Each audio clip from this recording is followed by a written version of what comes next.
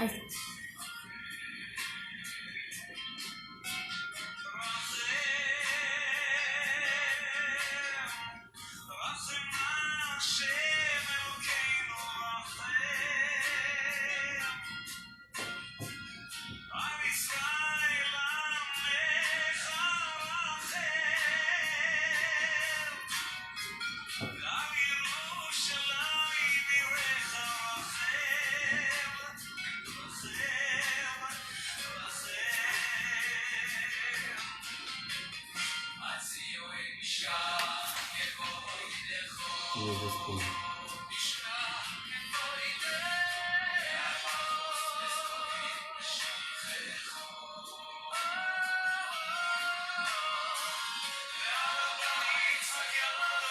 Flor.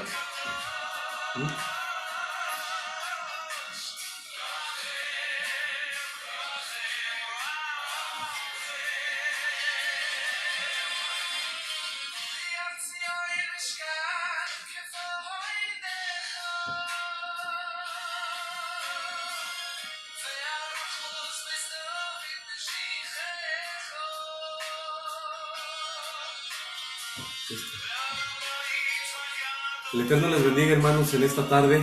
Bendecimos el nombre de Yahweh por la bendición.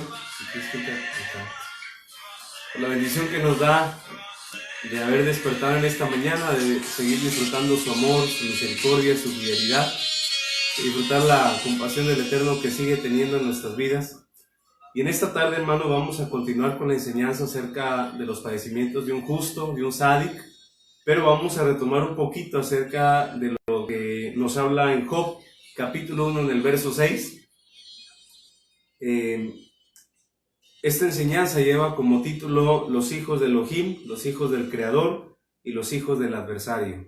¿Por qué ver la distinción entre los hijos de Elohim y los hijos del adversario? Porque en Job capítulo 1, en el verso 6, nos dice que un día vinieron los hijos de Yahweh, entre ellos vino Hasatán, vino el adversario. Ahí podemos ver cómo el Eterno nos hace una distinción entre quienes son sus hijos, quienes ya no son sus hijos, quienes dejaron de pertenecer a sus hijos. Y la Biblia nos enseña que el dejar de pertenecer, de ser hijos del Eterno, es por voluntad propia, no es porque Él quiera hacerlo. Vemos ahí en el verso 6 del capítulo 1 de Job, en donde el Eterno hace la distinción específicamente de sus hijos, y luego dice, entre ellos vino también el adversario. Ahora, ¿cuál es el propósito de esta presentación? En el verso 6 nos habla de que una vez al año se presentan todos los hijos de Yahweh, entre ellos el adversario, y el propósito es que el Eterno determina un juicio universal para toda la creación, para todos sus hijos, para quienes no pertenecen a ser hijos de Él, como nos habla en 1 Juan capítulo 3, pero también viene un juicio que el Eterno determina para la creación, la vegetación, los animales, todo lo que es la creación que Él hizo en los primeros 6 días. En el verso 6 dice la Escritura, sucedió que un día los hijos de Elohim vinieron a Yahweh, y entre ellos vino Hasatán, entre ellos vino también el adversario. Ahora aquí el Eterno nos hace la distinción, y esto nos remite a lo que dice en Génesis, en el capítulo 6, en el verso 2. Bereshit, Génesis capítulo 6, en el verso 2. Los hijos de Elohim vieron que las hijas de los hombres eran atractivas, y ellos tomaron mujeres para sí, cualquiera que escogieran. Al igual que en Job capítulo 1, verso 6, en Bereshit, Génesis capítulo 6, verso 2, nos habla la Escritura y dice, y los hijos de Elohim, nos habla de los hijos de Él, pero también dice que vieron a las hijas de los hombres que eran atractivas y tomaron mujeres para sí o bien para ellos. Aquí nos habla una vez más de los hijos de Elohim, pero es importante saber quiénes realmente son los hijos del Eterno, a quien se refiere en Job capítulo 1, verso 6, y en Génesis capítulo 6, en el verso 2. Ahora, la Escritura nos habla de algo muy importante para nuestras vidas. Una de las finalidades principales que el adversario tenía en destruir a Job era para mostrar que realmente Job era una persona débil.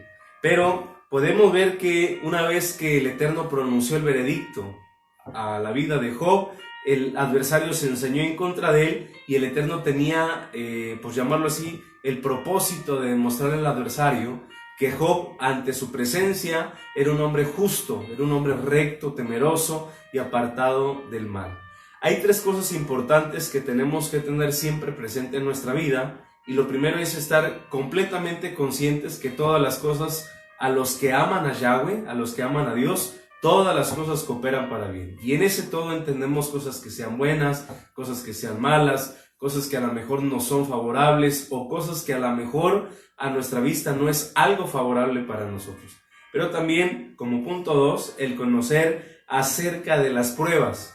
Y hemos visto que las pruebas tienen el propósito de aprobarnos, y el único que nos lleva a una prueba es Dios, es Yahweh. El adversario, como punto 3, nos lleva a la tentación. El Eterno nos lleva a una prueba para aprobarnos, y una vez que estamos aprobados, lo que Él quiere es promovernos, asignarnos en un ministerio, un don o un talento. Mientras que le da la autorización al adversario de traer tentación en contra de nuestras vidas, pero la Biblia dice en Santiago: resistid al diablo, resistir al adversario, y él huirá de nosotros. Ahora, en esta tarde vamos a aprender un poquito acerca de quién es el adversario. El propósito no es exaltarlo, no es darlo mucho a conocer, no es la intención nuestra el poder dar a conocer quién realmente es el adversario, sino que conozcamos un poquito la manera de cómo él trabaja, las características que él tiene, porque no debemos de ignorar quién es el adversario principalmente del Eterno, pero también de sus hijos. Ahora, el adversario tiene propósitos en contra del pueblo de Israel, en contra de todos los que hemos sido injertados, como dice en Romanos capítulo 11.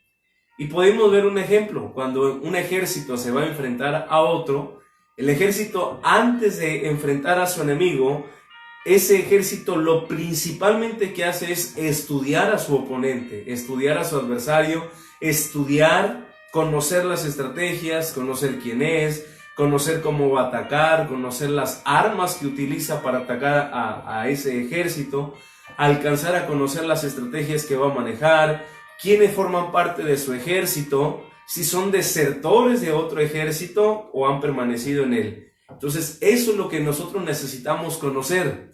¿Quién es nuestro enemigo? ¿Cuáles son las estrategias que utiliza? ¿Cuál es la manera de atacarnos? Si tiene personas dentro de su ejército que han sido desertores de otro ejército, y al nosotros no ignorar, vamos a saber quién nos está atacando, cómo tenemos que responder. ¿Por qué? Porque si nosotros ignoramos quién es nuestro adversario, no tenemos conocimiento de cómo el adversario se ensaña en contra de nuestras vidas, cómo nos va a atacar, las estrategias que utiliza, es como pelear a ciegas. Es desconocer quién es nuestro enemigo. Por eso hablamos de no exaltar al adversario, sino dar a conocer la manera en cómo él trabaja, y no seamos ignorantes en relación a conocer quién es el enemigo principal del Eterno y quién se ha constituido también en nuestro enemigo. Ahora, es importante también conocer las maneras en cómo el adversario trabaja para nosotros hacer una distinción. Saber cuándo es el Yetzer Hará, la inclinación al mal de cada uno de nosotros, y cuándo realmente es el adversario. Y aquí hay momentos en que nosotros podemos creer que es el adversario atacando nuestras vidas, pero realmente no es él, sino es la inclinación al mal que todo ser humano tenemos. ¿Cuándo trabaja la inclinación al mal? Según la debilidad de cada una de las personas. Todos tenemos una debilidad, pero si el Yetzer Hará, la inclinación al mal, aprovecha esa debilidad, es por ahí en donde vamos a caer en algunas de las tentaciones. Por eso, retomando un poquito una vez más, es importante conocer cómo trabaja nuestro enemigo, quiénes son sus aliados y cómo van a atacar nuestras vidas, y nosotros alcanzar a determinar por dónde viene el ataque. Si realmente es el adversario atacando nuestras vidas o es la inclinación al mal. La inclinación al mal lo podemos llamar aquello que Saulo, llamado Pablo, habló a los Gálatas diciendo: las obras de la carne. La inclinación al mal, las obras de la carne nos pueden inclinar, obviamente, a cometer cosas desagradables ante la presencia del Eterno. Ahora vamos a conocer algunas características del adversario. ¿Por qué es necesario conocer las características del adversario? Porque en Job capítulo 1, en el verso 6 dice, un día. ¿Cuál es ese día? El día de la fiesta de las trompetas, Yom Teruah, como dice Levítico capítulo 23. Ese día vinieron los hijos de Yahweh, entre ellos también vino el adversario. Ahora, la primera característica del adversario es de que él cuenta con una inteligencia penetrante. Esa es la primera característica. Cuenta con una inteligencia penetrante.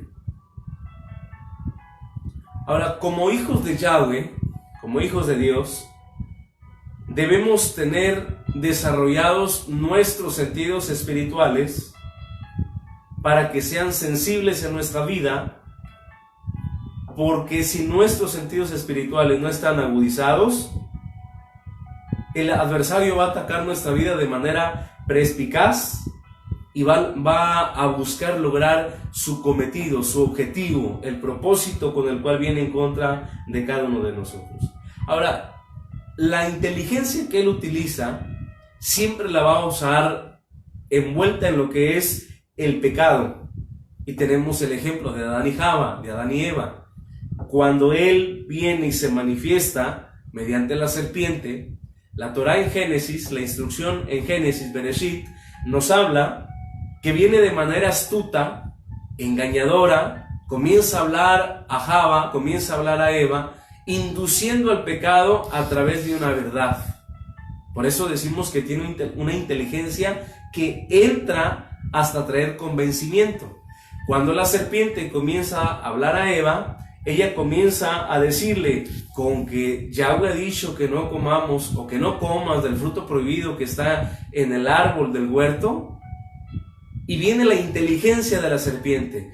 ¿Acaso vas a caer? ¿No vas a caer? No es cierto que vas a caer. Él usa la inteligencia para que de esa manera podamos caer en algún pecado. Ahora, la persona que se encuentre en una flaqueza espiritual y al venir a atacar la serpiente, el adversario, de manera astuta, él va a buscar el que seamos envueltos en sus mentiras, sus maquinaciones y artimañas, y de esa forma caigamos en el pecado. Cada uno de nosotros tenemos la toma de decisión de manera personal, no por imposición de otras personas, sino que sepamos tomar buenas decisiones.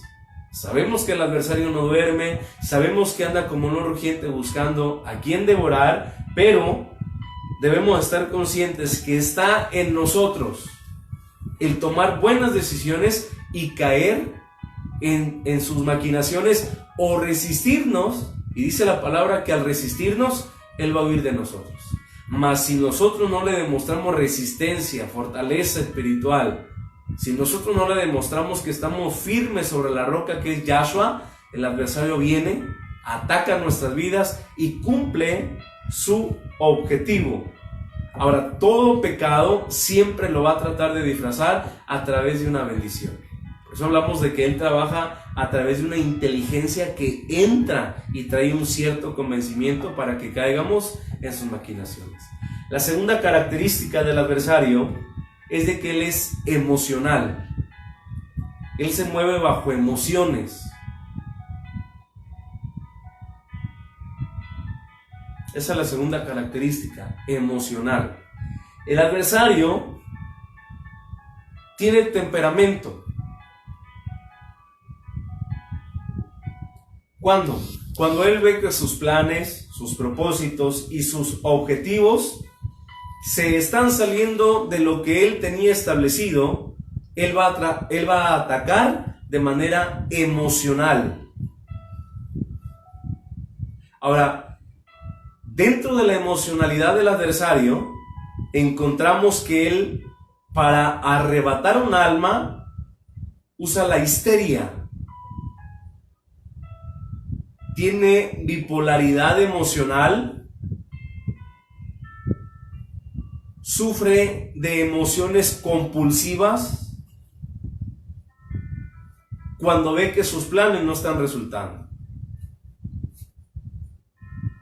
Es apasionado y exaltado con las intenciones de destruir a la máxima creación de Yahweh, sus hijos. Ahora, ¿dónde podemos ver que el adversario es emocional? Génesis capítulo 12,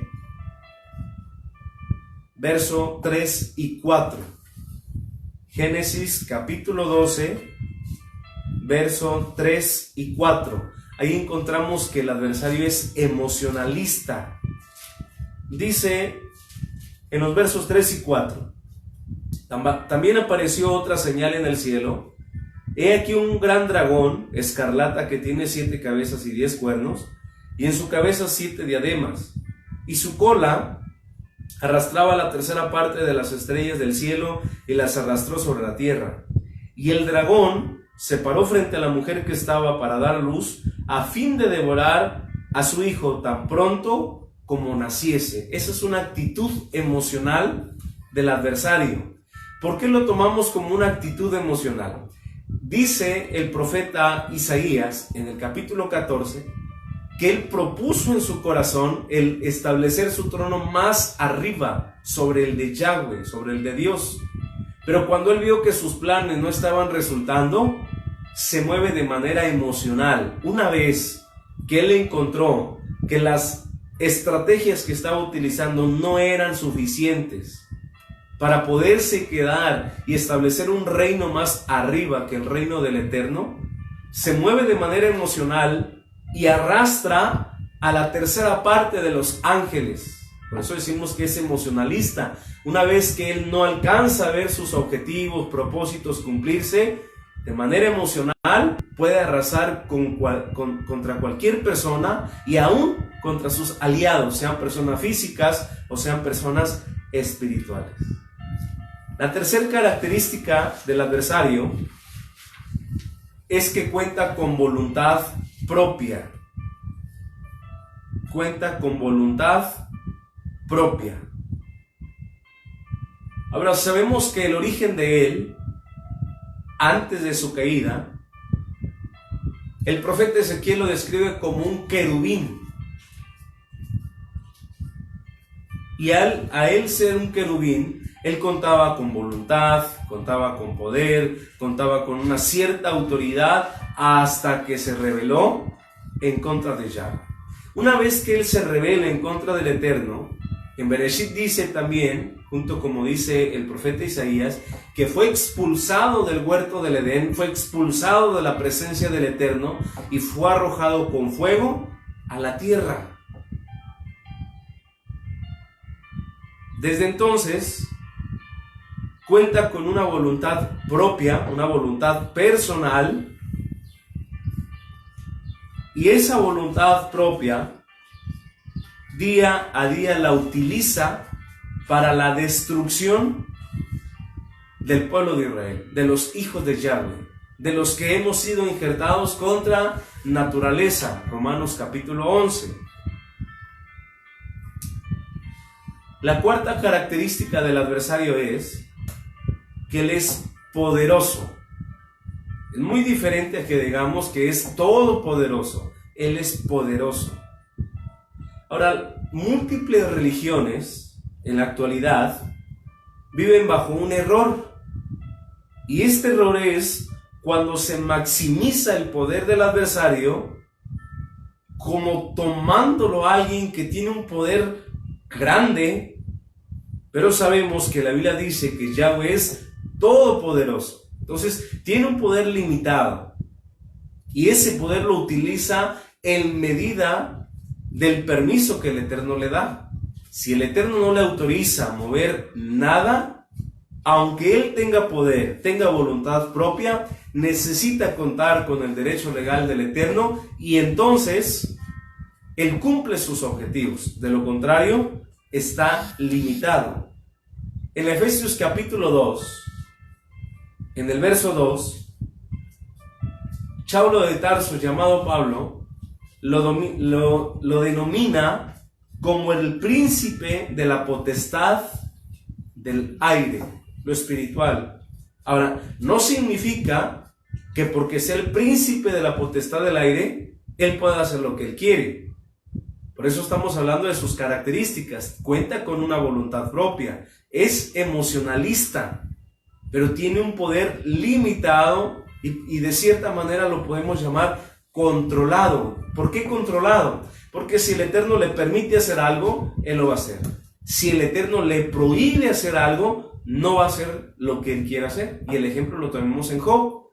Cuando el Eterno le da la autorización de tocar todo lo que tenía Job, para usarlo a través del cierto poder que él tiene, Yahweh mismo le dijo, solamente no toques su alma. Ahí vemos cómo el poder que el adversario tiene está limitado al permiso que el Eterno le da.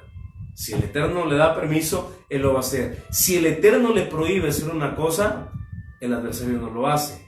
Ahora aquí también tenemos que entender otra cosa en relación a que él es poderoso.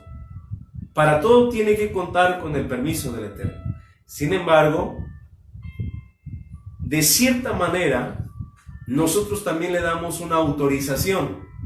Si somos personas reincidentes en el pecado, que no queremos obedecer los mandamientos del Eterno, no queremos guardar sus fiestas que nos establece en Levítico 23, no queremos hacer la perfecta y buena voluntad del Eterno, como dice en Romanos capítulo 12, nosotros le estamos autorizando un derecho legal al adversario e inmediatamente él lo toma y él comienza a desarrollar el poder que tiene en contra de nuestras vidas. Ahora, sabemos que la Biblia dice que él vino a matar, a robar y a destruir.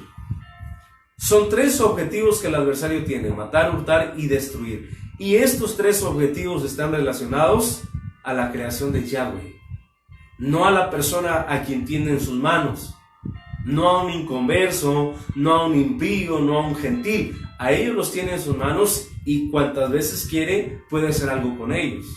Pero quienes han sido arrebatados de las manos del adversario por el poder que Yahshua sigue mostrando y lo mostró en la estaca de ejecución o en la cruz del Calvario, el adversario pierde la fuerza, pierde el poder, pierde el derecho legal, porque de haber estado una persona en las manos de él, pasa a estar en las manos del Eterno y es sellado con su Ruach HaKodesh, con su Espíritu Santo.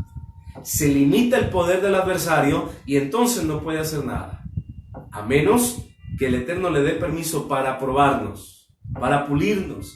Y número 2, si de nuestra concupiscencia le entregamos el derecho legal, es como decirle: haz de mi vida lo que tú quieras hacer, y viene destrucción.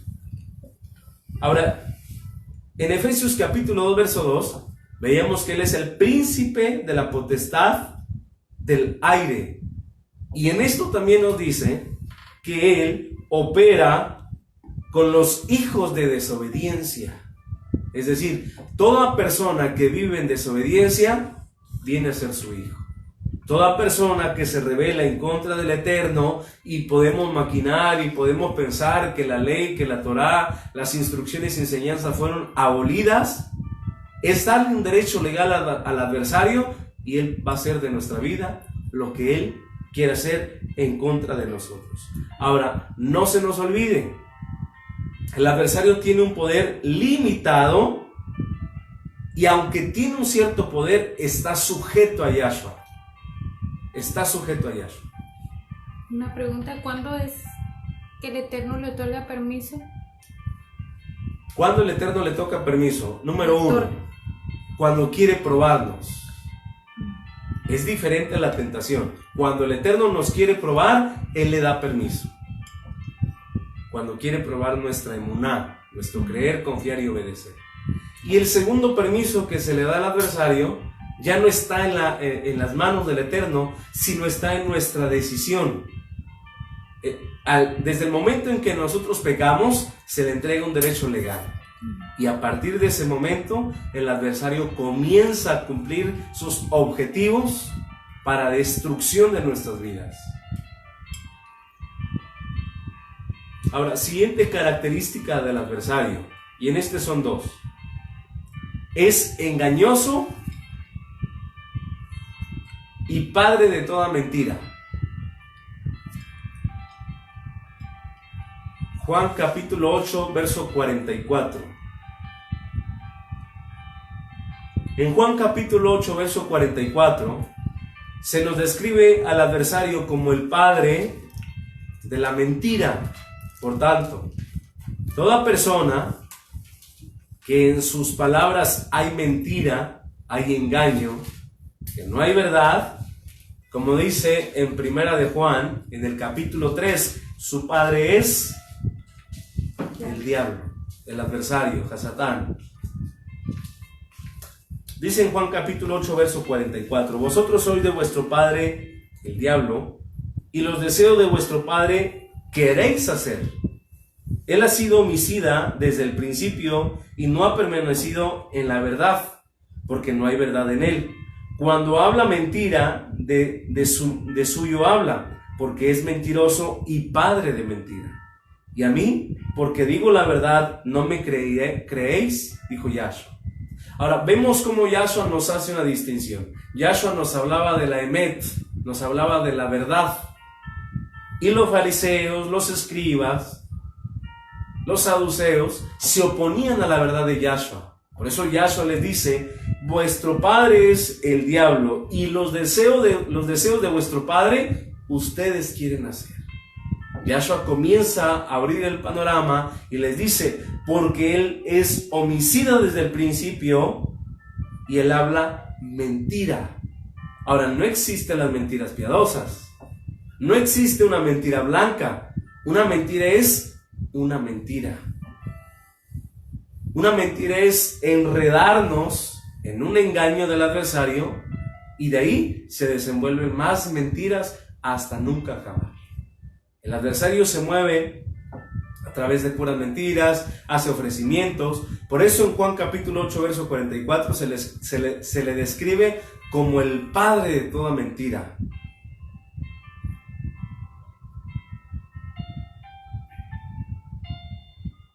En el verso 44 dice, porque es mentiroso y padre de mentira.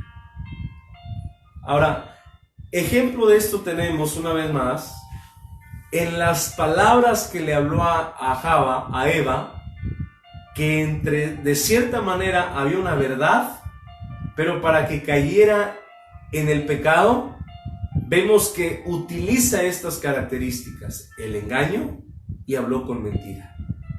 Tú puedes comer que al cabo no va a pasar nada. A través del engaño y a través de la mentira, Eva toma del fruto prohibido y lo come, y Eva cayó en el propósito del adversario. Ahora, ¿cuál era el propósito del adversario en contra de Adán y Java? La destrucción, y lo logró hacer. A través del engaño y la mentira, la Escritura dice que sus ojos fueron abiertos al conocimiento del bien y del mal, ya que ellos podían contemplar lo espiritual, podían contemplar la presencia del Eterno. Pero cuando ellos dan acceso al engaño y a la mentira del adversario, desde ese momento, ellos dejaron de percibir lo espiritual. Se movieron en lo carnal, fueron expulsados del huerto del Edén, y la mentira siempre estuvo caminando con ellos, como lamentablemente a nuestros días la mentira puede caminar con nosotros. Ahora, él se presentó como una serpiente. ¿Y qué fue lo que manifestó? Las obras de la carne. A través de las obras de la carne, sedujo al engaño y a la mentira, y Adán y Java cayeron en ese pecado. Y la última característica del adversario es que él es rudo y cruel.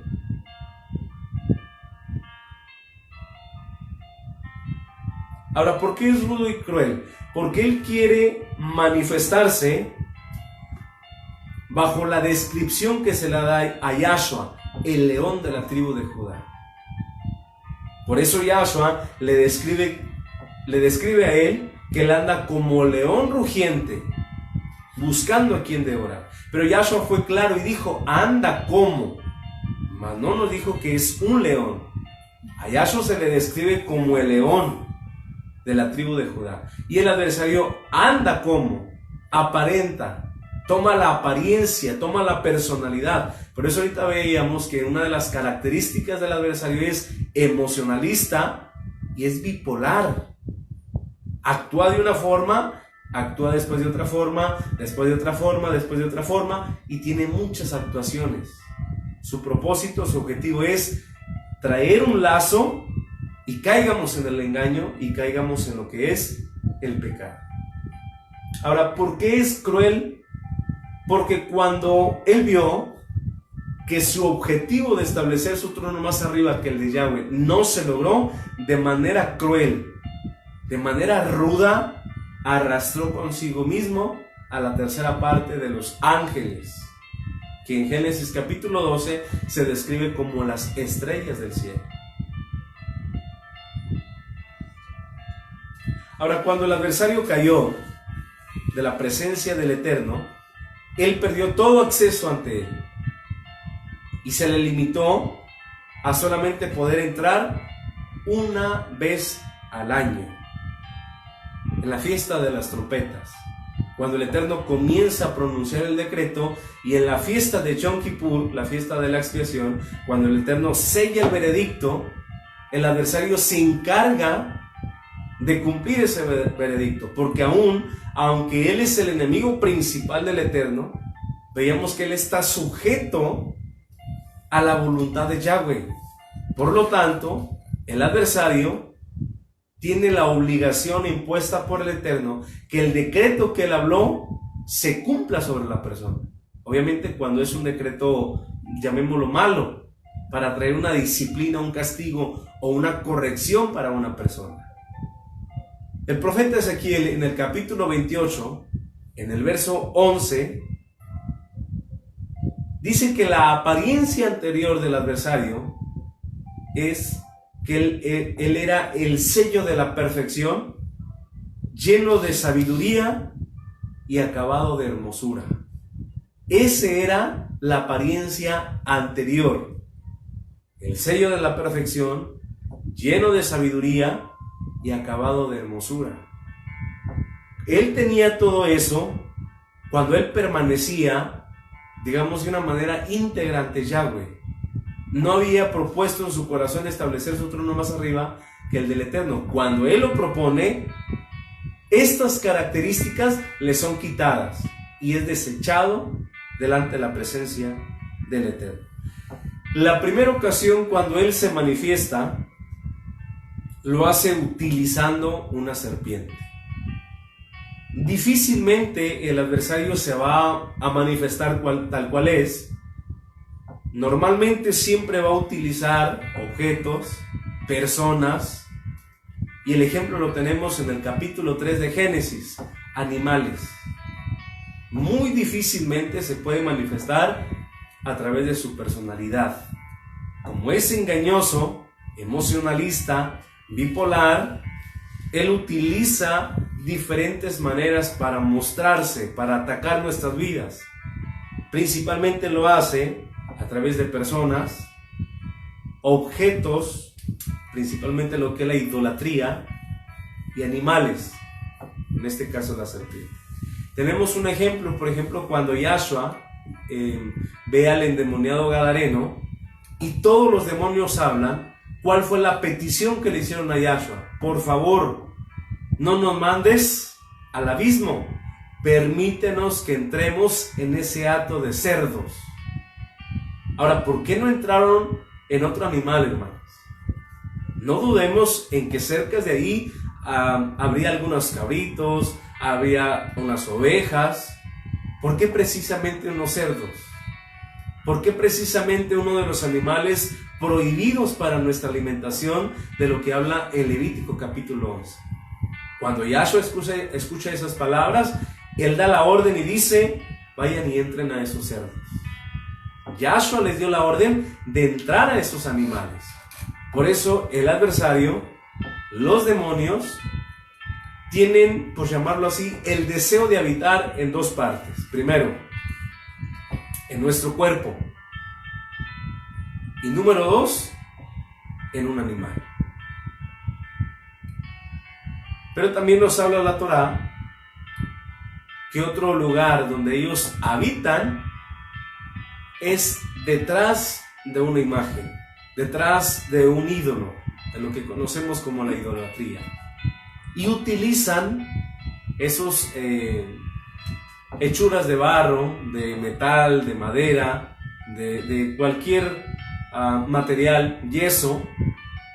Y hemos visto en nuestros días que tal Cristo, tal Virgen, tal Santo derramaron lágrimas de sangre, derramaron lágrimas normales, un brillo diferente, se apareció aquí, se apareció allá. Dice bien claro la Torá: detrás de cualquier imagen se esconde un demonio. Y es la forma en cómo el adversario trabaja para engañar, bajo la seducción, tomar a las personas y esclavizarlas en lo que es el pecado. En Mateo capítulo 10, en el verso 26, nos dice que todas las cosas que permanecen ocultas un día saldrán a la luz. Y eso mismo pasó con él.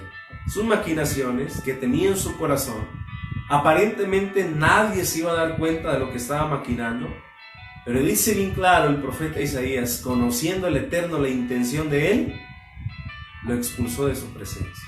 Le quitó ese nivel espiritual que él tenía y lo expulsó de delante de su presencia.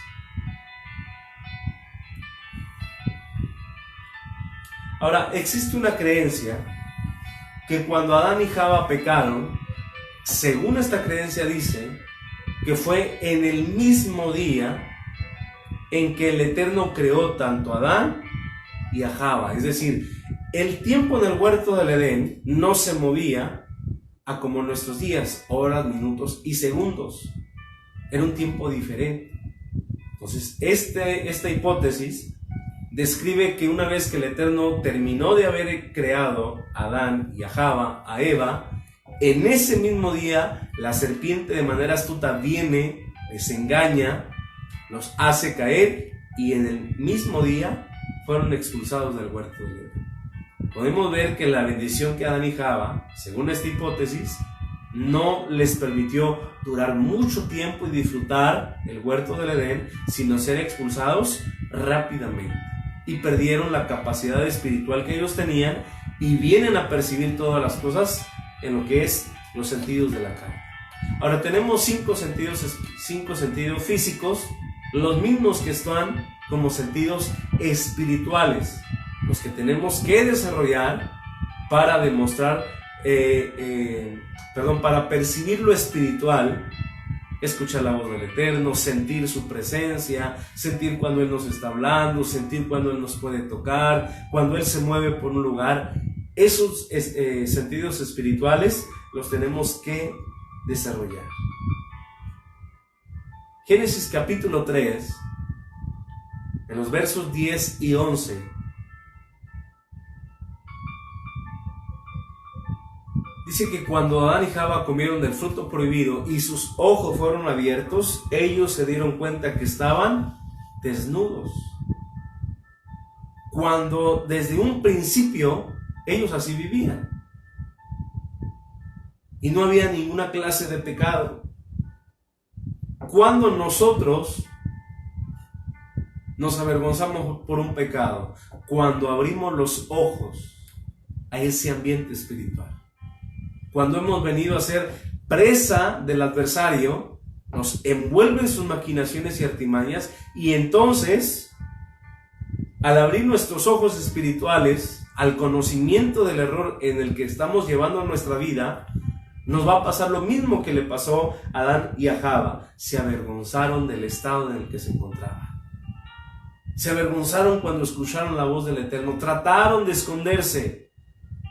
Y el Eterno le dice: Adán, Eva, ¿dónde están?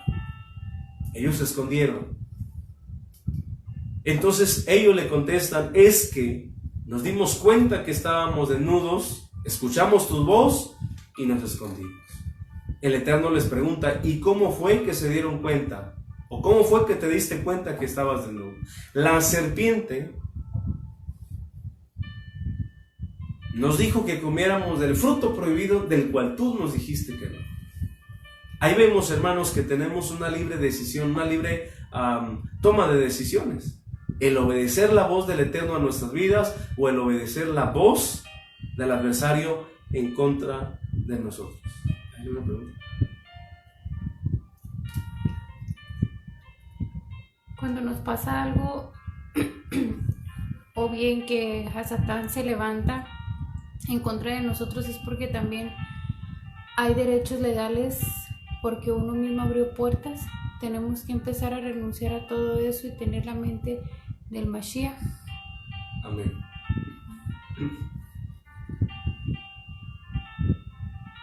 Derechos legales solo por pecado. Sí, el derecho legal solamente es por pecado, pero es cierto, tenemos que vencerle y tener la mente del Mesías en nuestras vidas. Porque Job no pecaba y fue probado. Amén. Job nunca pecó. La Biblia, el Eterno lo describe como una persona perfecta, temerosa, apartada del mal. Y el hecho que el adversario haya venido a tocar sus bienes, su cuerpo, pero su alma no, fue con el permiso del Eterno para probar a Job y aumentar su fe. Por eso el Eterno prueba nuestras vidas, para aumentar nuestra fe. Ahora, en Génesis capítulo 3, versos del 14 al 15, dice la Torá: habló Yahweh Elohim a la serpiente, porque hizo esto, usted será maldición sobre todo ganado y crías y todas las bestias de la tierra. Te arrastrarás sobre tu pecho y tu panza y comerás tierra por el tiempo que vivas. Ahora nos habla que la condición de la serpiente era diferente. Una vez que el adversario la utiliza y el Eterno trae maldición por causa de ese pecado, el Eterno le dice: te arrastrarás sobre tu pecho y sobre tu panza. Existe una hipótesis que dice que antes la serpiente caminaba, tenía sus patas y caminaba. Desde el momento en que el adversario lo utiliza para engañar a Adán y a Java, el Eterno determina algo diferente y le dice: te arrastrarás en tu pecho y en tu panza. Comerás del polvo de la tierra el tiempo en que vivas. Ahora vemos algo profético en Génesis capítulo 3, verso 15.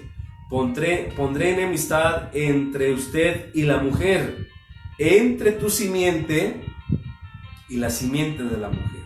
Aquí nos está hablando que la simiente de la mujer es Yahshua. Entonces, desde Génesis capítulo 3, verso 15, se nos profetiza a Yahshua, quien tiempo después vendría para la remisión de nuestros pecados. Dice en el verso 15: él aplastará tu cabeza y usted le herirá en el calcañal. El enfrentamiento físico y enfrentamiento espiritual.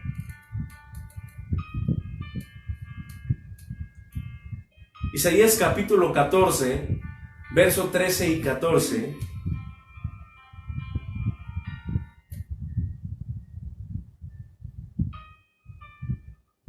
Isaías capítulo 14, verso 13 y 14. El profeta describe las maquinaciones que había en el corazón del adversario, diciendo: tú que decías en tu corazón, escalaré a los cielos, exaltaré mi trono por encima de las estrellas de Elohim, me sentaré sobre el monte de las congregaciones, hacia el norte, subiré sobre todas las alturas de las nubes, yo me haré como el Altísimo. Toda persona que busca el ser más que Yahweh va a ser derribado, va a ser destruido. Segunda de Pedro capítulo 2, verso 4. Yahweh nuestro Elohim no perdonó a los ángeles que pecaron, sino que los arrojó, dice esta versión, a los tártaros, al abismo, y los entregó a prisiones de oscuridad, donde están reservados para el día del juicio. Ojo, aquí claramente Pedro describe que esa tercera parte de ángeles que se rebelaron en contra del Eterno están en prisiones de oscuridad y están reservados para el día del juicio. de lo cual nos habla en Apocalipsis capítulo 20, versos del 11 al 15. También al adversario se le describe como el príncipe de este siglo. Él es el príncipe de este siglo.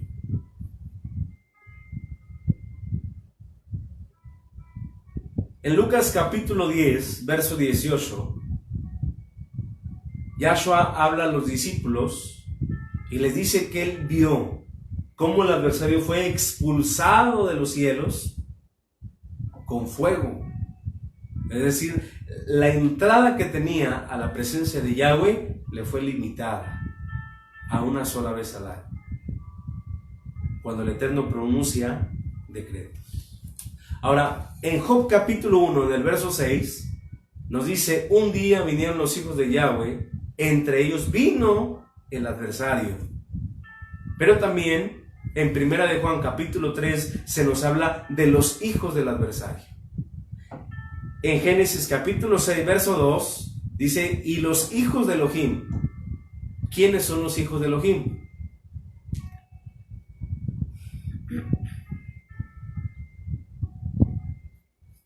Si en Job 1:6 nos dice: un día vinieron los hijos de Elohim. Génesis capítulo 6, verso 2 nos dice: y los hijos de Elohim vieron que las hijas de los hombres eran hermosas y las tomaron para sí. Ahora, hay dos opciones de quiénes son los hijos de Elohim. Y según lo que la Escritura nos muestra, es la decisión que podemos tomar y determinar quiénes son los hijos de Yahweh. Primero, nos dice que el padre de Noé, era Lamech o Lamec. Y cuando él tiene a Noé, él dice: este nos causará cesar nuestros trabajos y del trabajo que hacemos con nuestras manos y de la tierra, la cual Yahweh maldijo. Es decir, cuando nace Noé, su padre dice: este causará que cesemos nuestros trabajos, el trabajo que hacemos con nuestras manos y el descanso también para la tierra, la cual Yahweh maldijo. Sabemos que el Eterno maldijo la tierra cuando se dio el pecado de Adán y Java, de Adán y Eva. Ahora, el Eterno también dijo en Génesis capítulo 6, verso 5, que Él quitaría su espíritu. El Eterno dice: Elohim vio que el hombre iba de continuo al pecado y dijo: no contenderá para siempre mi espíritu con ellos, porque ciertamente ellos son carne. Es decir, movernos en el pecado. Ahora, nos habla la Escritura que el padre de Noé murió a la edad de 777 años. Un triple 7. 777 años. El número 7 nos habla de un perfeccionamiento. Nos habla de un cumplimiento. Algo que se ha completado. O un ciclo que ha terminado. Ahora, ¿qué tiene que ver la edad del padre de Noé? Cuando el padre de Noé muere, inmediatamente el Eterno le habla a Noé y le dice: constrúyete un arca. Aquí vemos que a la edad de Lamec, de 777 años, el Eterno permite que un ciclo se termine y viene el diluvio, el Mabul, para destruir a la humanidad. Y como solamente Noé encontró gracia ante los ojos del Eterno, le salvaguardó la vida a él, a su esposa, a sus hijos y a sus nueras. ¿Por qué? Porque vino el tiempo de cumplimiento. El ciclo se terminó y ya no había otra oportunidad más.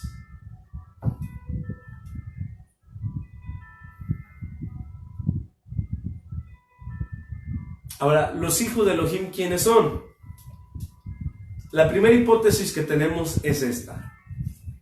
Los descendientes hijos de Shet, hijo de Adán, eran conocidos como los hijos de Elohim. mientras que las hijas de los hombres eran las hijas de Caín, el hijo de Adán. Lo voy a repetir una vez más. Los descendientes hijos de Shet, hijo de Adán, eran considerados como los hijos de Elohim, mientras que las hijas de los hombres eran las hijas descendientes de Caín. Dice, son los hijos de Elohim, son los que se refiere Job y también todos los lavados con la sangre preciosa de nuestro Mashiach. Bueno, ahorita vamos a contestar eso, porque en Job 1:6 nos habla que en ese día los hijos de Elohim vinieron con él, entre ellos vino el adversario. Génesis capítulo 6 verso 2 nos dice, y los hijos de Elohim vieron que las hijas de los hombres eran hermosas y las tomaron para sí. Por eso decimos que vamos a hablar de dos hipótesis de quiénes son los hijos de Elohim. La primera hipótesis es que cuando se habla de los hijos de Elohim, nos estamos refiriendo a los hijos de Shet, hijo de Adán. Y las hijas de los hombres son las descendientes hijas de Caín. Esa es la primera hipótesis.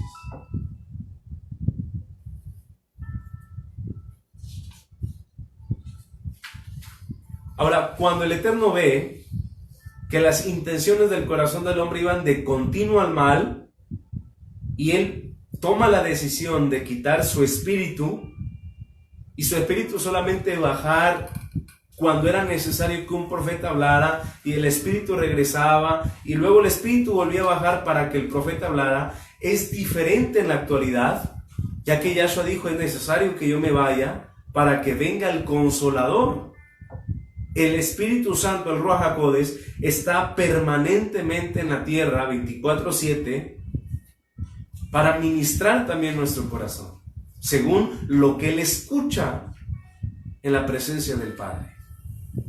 Pero al ver el Eterno que las intenciones del corazón del hombre eran del todo malas, no solamente toma al Ruach HaKodesh, sino que ahora determina que la edad de todo hombre en la tierra es de 70, máximo 120 años. Ahora, según la Biblia, se puede vivir 60, 70, 80 años. Pero un hombre, una mujer sádic, puede vivir hasta los 120 años, si el Eterno lo permite. Porque sabemos que en Él está el darnos la vida. Puede haber un sádic que no llegue a los 120 años, y no significa que no se comportó como un sádic, como un justo, sino que la voluntad del Eterno fue llamarlo. Ahora, la segunda hipótesis en relación a los hijos de Elohim, se ha interpretado que los hijos de Elohim, de los cuales habla en Job capítulo 1 verso 6, Bereshit capítulo 6 verso 2, son los ángeles, que tiempo después fueron conocidos como los Nephilim. Los Nephilim, o los hombres de renombre, los gigantes. Ahora vamos a ver esta hipótesis relacionada a que los hijos de Yahweh son los ángeles en las diferentes religiones. Por ejemplo, la iglesia mormona. La iglesia mormona dice que los Nephilim, o los caídos, o los gigantes, fueron el producto de la relación sexual entre los hijos de Yahweh, entre los hijos de Dios y las hijas de los hombres, tomando el texto de Génesis capítulo 6, verso 1 al 4. Y ellos dicen, nuestra opinión es que los hijos de Dios eran ángeles caídos, quienes se unieron con mujeres humanas. De estas uniones resultó una raza, los Nephilim, una raza de gigantes, quienes fueron los valientes que desde la antigüedad fueron varones de renombre. Génesis capítulo 6, verso 4. Esa es la opinión de la iglesia mormona. El judaísmo. Había un hombre llamado, o un rabino llamado Simón Bar Yochai, Y este rabino, cuando escucha que se da la interpretación de que los hijos de Yahweh eran los ángeles, él maldijo a los judíos, quienes decían que los hijos de Elohim eran los ángeles. ¿Por qué toma esta decisión? Porque él dice que según la visión judía tradicional, los Nelflims existieron antes del diluvio y después del diluvio. Ahora, en la enciclopedia judía se define Nephilim como ángel caído, identificados como gigantes,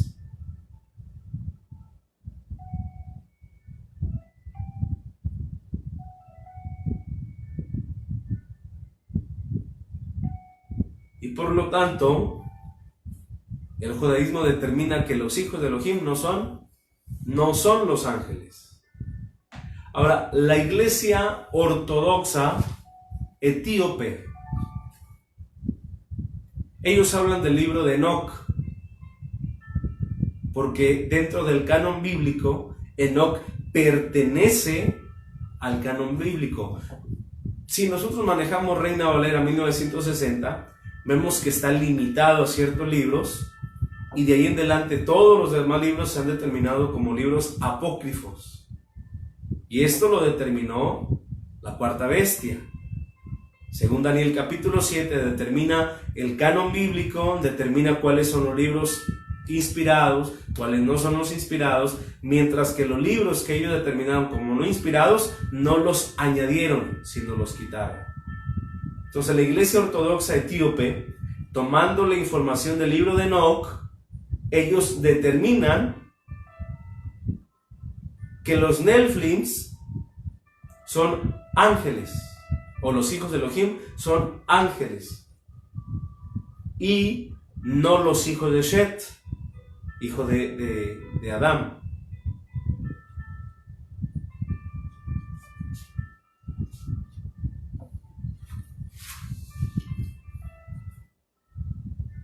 Ahora, ¿por qué se toma el texto de Enoc? Ellos lo respaldan con lo dicho en Deuteronomio capítulo 14, en el verso 1. Hijos sois de Yahweh vuestro Elohim, no os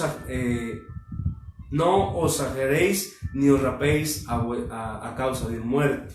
Entonces hablan de los hijos del Eterno como personas humanas y como los ángeles, de lo que se describe en Job capítulo 1, en el verso 6. La opinión de la Iglesia Católica: ellos describen que los hijos de Yahweh, los hijos de Dios, son los ángeles. Y esto lo toman de la opinión de Julio, un hombre llamado Julio, quien en su libro, que se llamaba La Ciudad de Dios, lo interpretó de esa manera: que los hijos de Dios son los ángeles.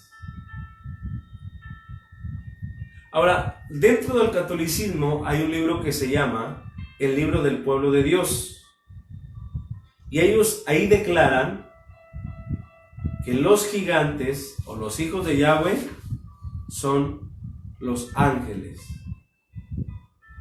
Todas las iglesias evangélicas, protestantes, de cualquier denominación, dicen que los hijos de Dios eran considerados como seres divinos o angelicales.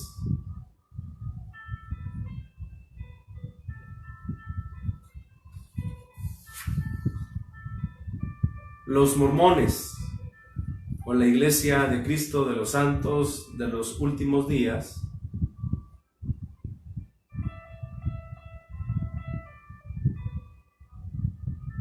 tienen la opinión de que los hijos de Dios son los ángeles. Y por último, los testigos de Jehová. Sostienen ellos que los Nelflims eran gigantes violentos, que eran hijos de ángeles rebeldes y mujeres.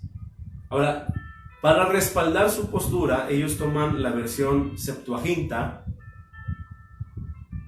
y de ahí ellos identifican a los hijos de Elohim como los ángeles.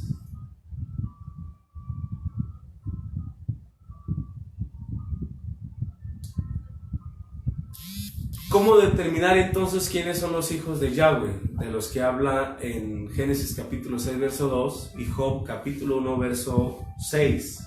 Ahora, retomando el punto del canon bíblico, el canon bíblico que normalmente se utiliza en la actualidad, todas las versiones de Reina Valera, fue formado en el siglo V. Fue reafirmado en el año 1546 en el Concilio de Trento, pero su procedimiento inició en el año 382. Y todo esto lo inicia la Iglesia Católica, es decir, los 66 libros que tiene la Reina Valera 1960, el canon bíblico, fue iniciado su formación en el año 382, en el siglo V, y fue reafirmado que solamente esos eran inspirados en el año 1546. Por lo tanto, con lo que contamos en nuestras manos como Biblia, el canon bíblico fue formado por la cuarta bestia de Daniel capítulo 7. Daniel capítulo 7 dice que la cuarta bestia cambiaría los tiempos, pero también dice que cambiaría la ley, la instrucción y la enseñanza. Por lo tanto, existe la posibilidad de que el canon bíblico de Reina Valera 1960 esté incompleto, o hay libros que no pertenecen. ¿Por qué incompleto? Porque en la primera carta a los Corintios, Pablo dice, y esta es la segunda carta, en la primera carta a los Corintios, Pablo dice, y esta es la segunda carta que les escribo. Entonces, la primera de Corintios realmente no es primera, es la segunda. Lo que tenemos como segunda de Corintios realmente no es segunda, es tercera de Corintios, pero en la actualidad, la primera carta a los Corintios no se encuentra en el canon bíblico. Número 2, Judas, en el capítulo 1, verso 14, nos dice, y de esto profetizó Enoc. Ahora, para que Judas diga, y de esto profetizó Enoc, es porque Judas estaba viendo lo que Enoc había profetizado. ¿Dónde se encuentra esa profecía? Número 3, en Josué se nos dice, y esto quedó registrado en el libro de los justos, o de Yazar. ¿Dónde está el libro de Yazar? El canon bíblico de Reina Valera 1960 mismo en los libros nos dice, hay un libro de Enoc, hay una primera carta a los Corintios, la cual no es la que tenemos, y nos habla de un libro de Yazar. Por lo tanto, hay 3 libros que deben de pertenecer al canon bíblico y no están. Ahora diríamos, usted no tiene la autoridad para decir si el canon bíblico es correcto, es incorrecto, porque no tiene esto, porque no tiene aquello. ¿Quién va a determinar el canon bíblico, hermanos? Una autoridad. Y según Daniel capítulo 7, la cuarta bestia tiene una cierta autoridad. Por eso se ha atribuido la capacidad de poder determinar y limitar el canon bíblico con 66 libros para la iglesia evangélica y con 72 libros para la iglesia católica. Mientras que dentro del judaísmo solamente se cuenta con 27 libros el antiguo pacto. La ley, los profetas y los libros poéticos, Salmos, Job, Eclesiastés, Proverbios. ¿Cómo determinar si el canon bíblico está correcto o nos falta información? Segunda de Timoteo capítulo 3, verso 16, nos habla de 3 características que debe de contener todo libro que se cree que ha sido inspirado. 3 características. Segunda de Timoteo capítulo 3, en el verso 16.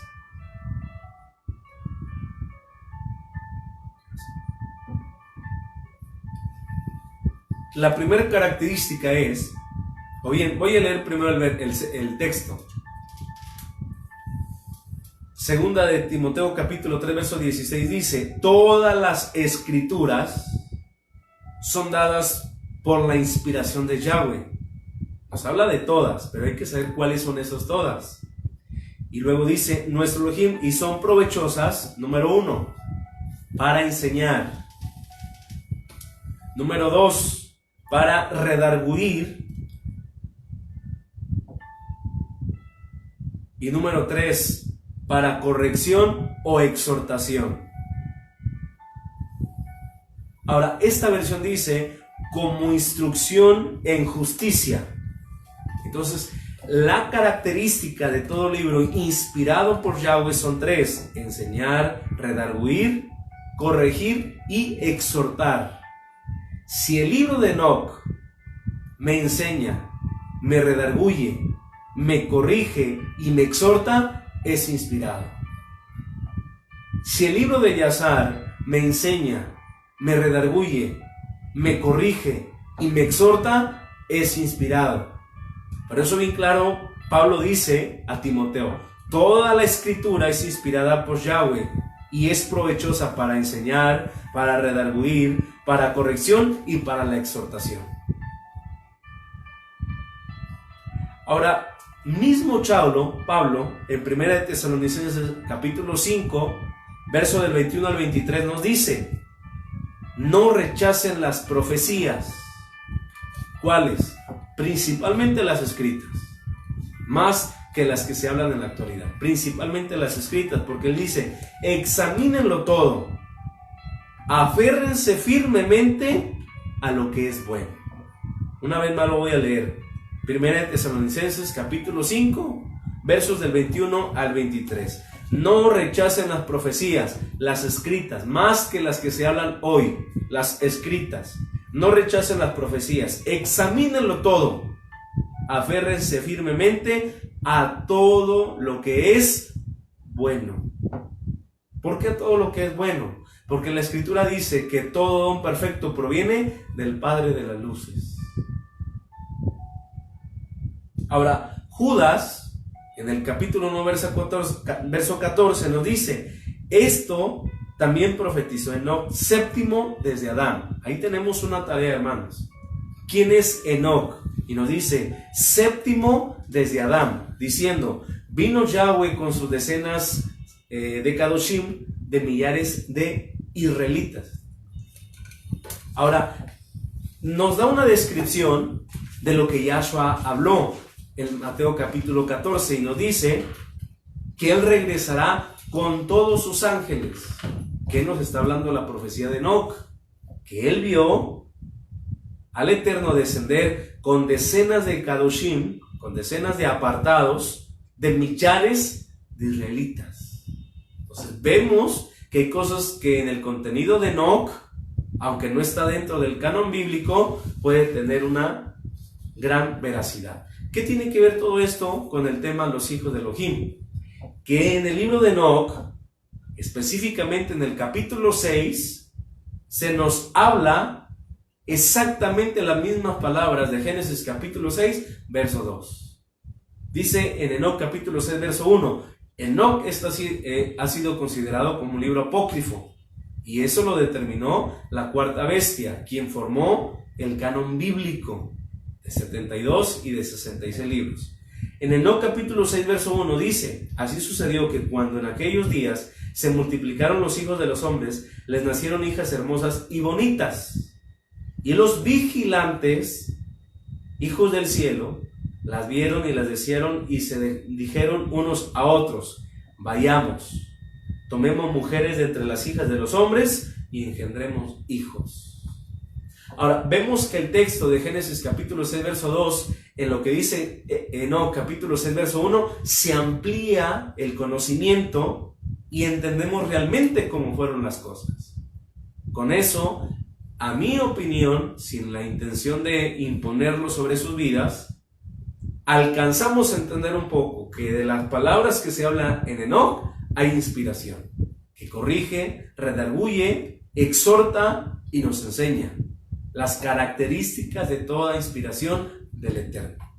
Ahora podríamos decir, bueno, si hoy yo escribo un libro que tenga esas tres características, ¿va a ser inspirado? No.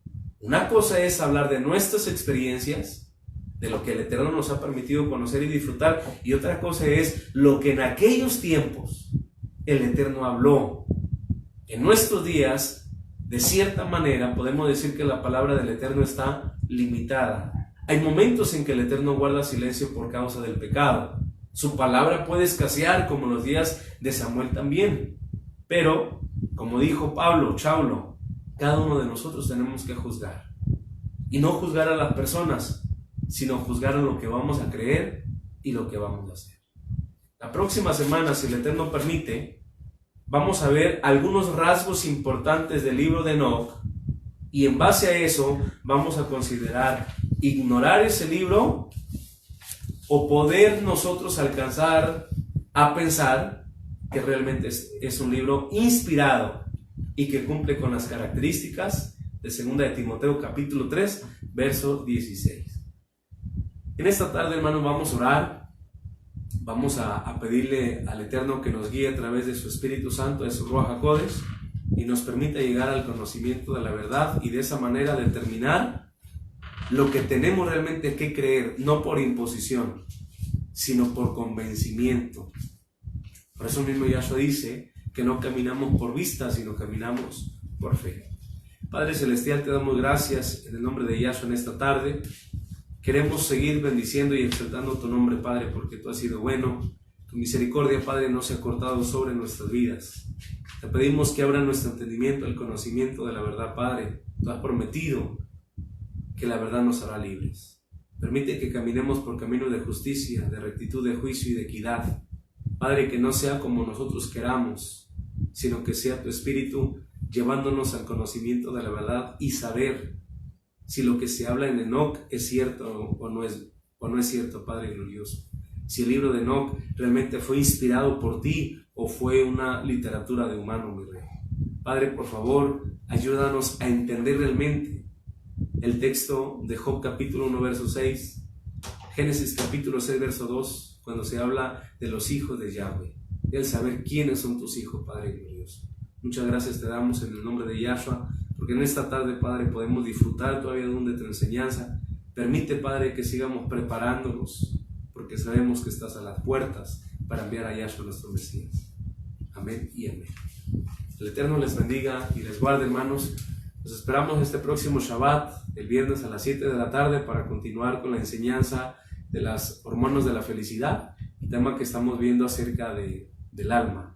Hay que seguir adelante, sabemos que los tiempos son difíciles, pero contamos con la ayuda de su Espíritu Santo para cada uno de nosotros. Yevarejeja Yahweh Yisbereja, Yae Yahweh Panaeleja Vikoneja, Isa Yahweh Panaeleja Viasheleja Shalom. Que Yahweh les bendiga y les guarde, que Yahweh haga su rostro resplandecer sobre ustedes y les muestre su favor, que Yahweh levante su rostro hacia ustedes y ustedes pongan de su Shalom, en el nombre de Yahshua HaMashiach. Amén y amén. El Eterno les bendiga, hermanos. Nos vemos este próximo Shabbat y así continuar y seguir adelante y meditar en su palabra. El Eterno les bendiga. Shalom para todos.